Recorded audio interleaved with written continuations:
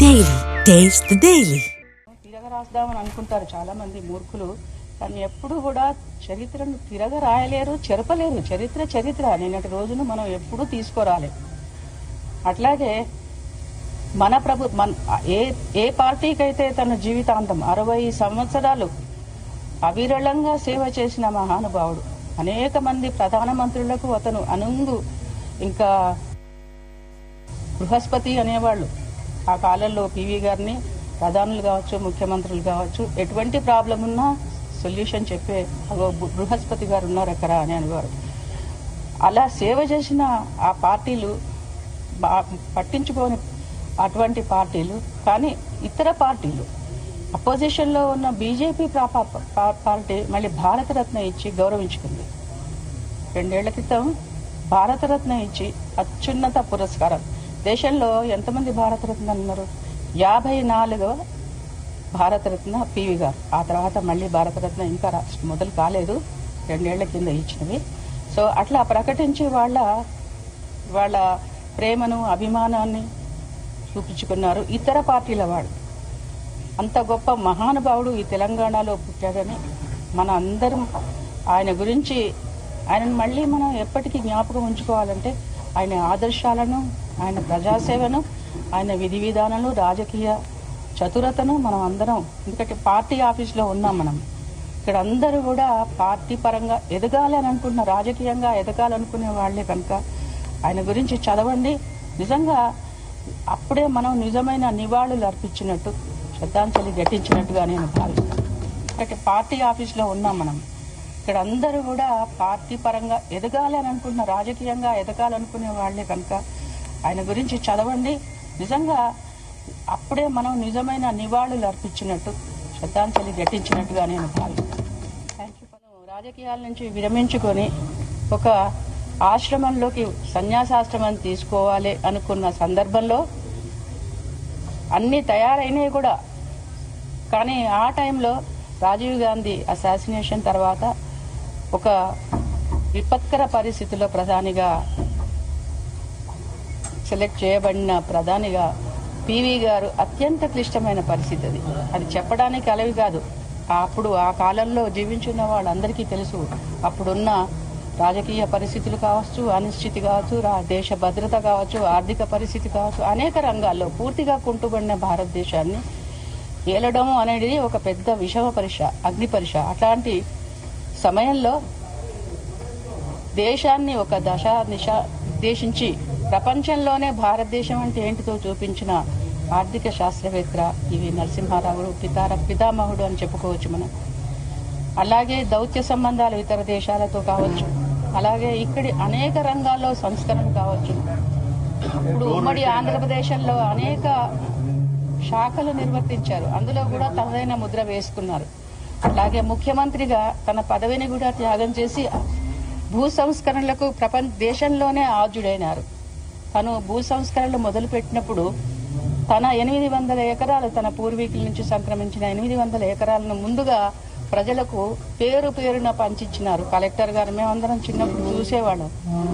అందరికీ ఒక్కొక్క పేరున పిలిచి, వాడికి భూమి లేదు, వీడికి 1 ఎకరం కూడా లేదు, వాడికి 2 ఎకరాలు కూడా లేదు, ఇట్లా కలెక్టర్తో మాట్లాడి ఆ చుట్టుపక్కల ఎన్ని గ్రామాలు పంచిపెట్టినారు. 800 ఎకరాలను పంచిపెట్టినారు. ఇప్పుడు భూ తగాదాల గురించి తెల్లారులేస్తే వింటూనే ఉన్నాం కదా. అంతటి గొప్ప మహానుభావుడు. భూ సంస్కరణలు పెట్టాలంటే ముందుగా ఒక పని ముందు చెప్పినప్పుడు, నీతి చెప్పినప్పుడు తను ఫాలో కావాలి అని ఒక గాంధీయన్ మార్గంలో ఆలోచించిన మహానుభావుడు. ఆయన మనం ఎన్ని విధాలు తలుసుకున్నా తక్కువే. కానీ మంచి ఎప్పుడు ఎక్కువ రోజులు వినిపించుకోము. చెడు జ్ఞాపకాలే మనకి ఎప్పుడు జ్ఞాపకం ఉంటాయి. చెడు అనుభవాలే మనం చర్చించుకుంటాం. చెడ్డవాళ్ల గురించి ఎక్కువ మాట్లాడతాం, మంచి వాళ్ళ గురించి ఎక్కువ మాట్లాడాం. ఇది మన బలహీనత. దానికి ఏమీ అతీతులు కారు, ఎవరూ అతీతులు కారు. 2004లో పివి గారు మరణించినప్పుడు జరిగిన అనేక పరిణామాలు అందరికీ తెలుసు. తెలియని వాళ్ళకి ఒక్కసారి చరిత్ర చూడండి.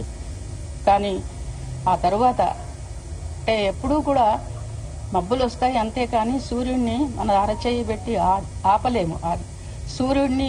సూర్యతాపాన్ని మనం ఒక అరచేయి పెట్టి ఆపగలవా? అది అజ్ఞానుల పని. అది అలాగే 2020లో మళ్ళీ మన బీఆర్ఎస్ ప్రభుత్వంలో కేసీఆర్ గారు కేసీఆర్ గారికి ఎలా అంటే తెలంగాణ అంటే ఒక ఆత్మ, తెలంగాణ అంటే తనది ఎట్లా అంటే తన ఇల్లు ఎట్లా ఎంత నీట్గా, ఎంత శుభ్రంగా, ఎంత మంచిగా, ఎంత అందంగా, ఎంత గొప్పగా ఊహిస్తారో అంత గొప్పగా తెలంగాణని అంత గొప్పగా తనదుగా స్వీకరించిన మహానుభావుడు, మరొక మహానుభావుడు నా జీవితంలో చూసిన కేసీఆర్ గారు. వెంటనే మన తెలంగాణ నుంచి మొట్టమొదటి తెలంగాణ ప్రధానమంత్రిగా భావించి సెంటినరీ సెలబ్రేషన్స్ నా భూతో నా భవిష్యత్, నా జన్మలోనైతే 100 సంవత్సరాల పండుగలైతే ఎవరివి నేను అంత దివ్యంగా చూడలేదు. నాకు చాలా చాలా సంతృప్తినిచ్చింది. ప్రపంచవ్యాప్తంగా పివి గారి గురించి సెమినార్లు సాహితీ పరంగా కావచ్చు, రాజకీయ పరంగా కావచ్చు, అతని ఇంకా అనేక విషయాలు, అనేక రంగాల పట్ల నిష్ణాతులతో అనేక ప్రసంగాలు, జూమ్, అప్పుడు పెద్ద కరోనా టైం అయినా కూడా జూమ్ ద్వారా నేనే దాదాపు 40-42 దేశాల్లో నేను ప్రసంగించడం జరిగింది జూమ్ ద్వారా. ఇంకా ఇక్కడైతే లెక్కలేదు, మహానికి అన్ని మాస్కులు వేసుకుని వెళ్ళి మాట్లాడేవాళ్ళం, ఆయన గురించి వినాలని తహతహలాడేవాళ్ళు జనాలు. అలాంటి క్రియేట్ చేసినారు కేసీఆర్ గారు. ఆ తర్వాత ఎవరు కూడా మంచిని కాదనలేదు, చరిత్రను తిరగరాస్తామని అనుకుంటారు చాలా మంది మూర్ఖులు. కానీ ఎప్పుడు కూడా చరిత్రను తిరగ రాయలేరు, చెరపలేరు. చరిత్ర నిన్నటి రోజును మనం ఎప్పుడూ తీసుకురాలేము. అట్లాగే మన ఏ పార్టీకైతే తన జీవితాంతం 60 సంవత్సరాలు అవిరళంగా సేవ చేసిన మహానుభావుడు, అనేక మంది ప్రధానమంత్రులకు అతను అనుంగు, ఇంకా బృహస్పతి అనేవాళ్ళు ఆ కాలంలో పివి గారిని. ప్రధానులు కావచ్చు, ముఖ్యమంత్రులు కావచ్చు, ఎటువంటి ప్రాబ్లం ఉన్నా సొల్యూషన్ చెప్పే బృహస్పతి గారు ఉన్నారు అక్కడ అని అనేవారు. అలా సేవ చేసిన ఆ పార్టీలు పట్టించుకోని అటువంటి పార్టీలు, కానీ ఇతర పార్టీలు అపోజిషన్లో ఉన్న బీజేపీ పార్టీ మళ్ళీ భారతరత్న ఇచ్చి గౌరవించుకుంది. 2 ఏళ్ల క్రితం భారతరత్న ఇచ్చి అత్యున్నత పురస్కారం. దేశంలో ఎంతమంది భారతరత్న ఉన్నారు? 54వ భారతరత్న పివి గారు. ఆ తర్వాత మళ్ళీ భారతరత్న ఇంకా మొదలు కాలేదు, 2 ఏళ్ల కింద ఇచ్చినవి. సో అట్లా ప్రకటించి వాళ్ళ ప్రేమను, అభిమానాన్ని చూపించుకున్నారు ఇతర పార్టీల వాళ్ళు.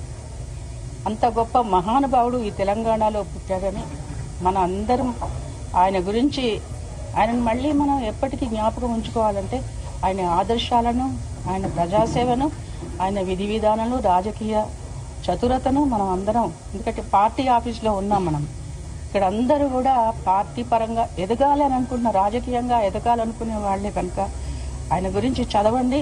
నిజంగా అప్పుడే మనం నిజమైన నివాళులు అర్పించినట్టు, శ్రద్ధాంజలి ఘటించినట్టుగా నేను భావిస్తాను. థ్యాంక్ యూ ఫర్ మేము ఇది సమస్య. చివరగా మీ అందరితోని ఈ ప్రపంచంలో ప్రధానమంత్రి స్టాచ్యూస్, విగ్రహాలు, ఇక్కడైతే తెలంగాణలో చాలా విగ్రహాలు ప్రతి జిల్లాలో మనం ఆ సందర్భంగా మనం విగ్రహావిష్కరణ చేసుకున్నాం. కానీ విదేశాల్లో కూడా మన విగ్రహావిష్కరణ, పివి గారి విగ్రహావిష్కరణ ఒక్క కేసీఆర్ గారు మాత్రమే చేయగలిగినట్టు.